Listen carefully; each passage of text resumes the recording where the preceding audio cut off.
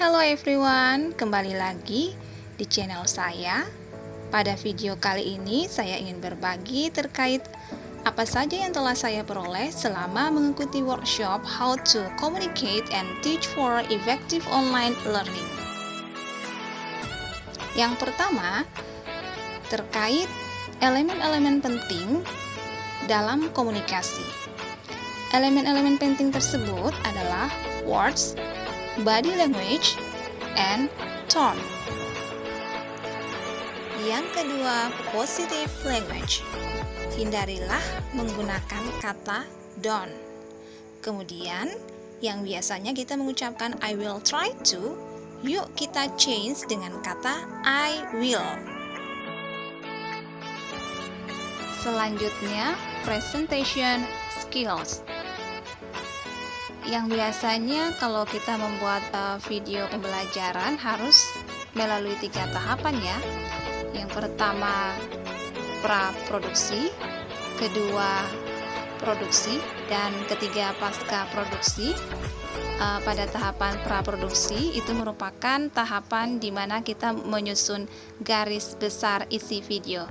Nah, sama seperti ini ketika kita ingin melakukan presentation skills, yang pertama adalah bagaimana kita membuat perencanaan awal dengan mempertimbangkan waktu yang telah diberikan untuk kita berbicara waktu.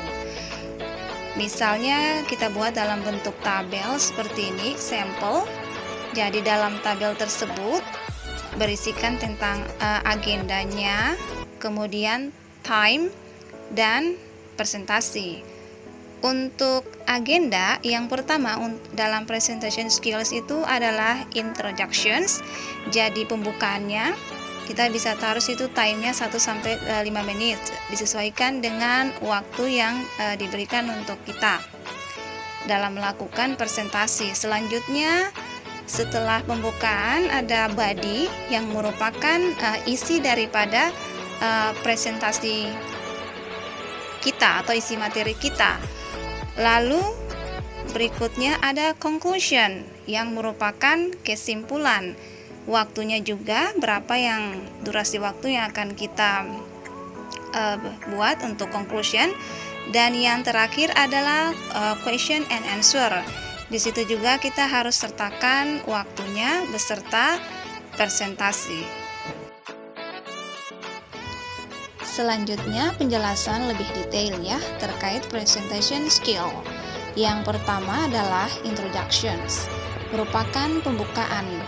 Pada pembukaan ini adalah bagaimana kita bisa menarik perhatian peserta terhadap materi yang akan kita bawakan dalam presentasi.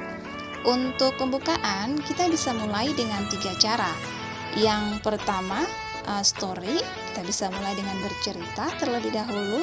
Yang kedua, question, pertanyaan.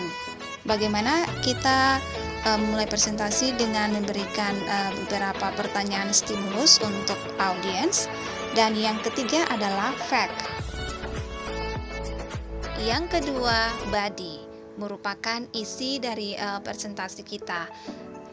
Untuk body ini, yang pertama, engage the audience.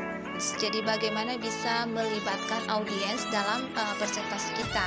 Jangan hanya sekedar ngomong saja banyak-banyak, tapi harus lebih ke adanya interaksi dengan audiens. Kemudian yang kedua adalah eliminate jargon. Dan yang ketiga adalah bagaimana keep it short and simple. Jadi bagaimana membuat presentasi kita itu short dan simple. Yang terakhir, conclusion, kesimpulan atau penutup. Untuk conclusion, poin pertama, start strong but end even stronger.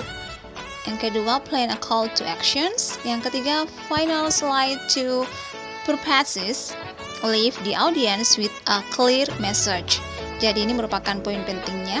Yang ketiga, di mana pada saat kita membuat kesimpulan atau penutup untuk presentasi kita, baiknya harus ada closing statement yang diberikan kepada audiens maupun clear message.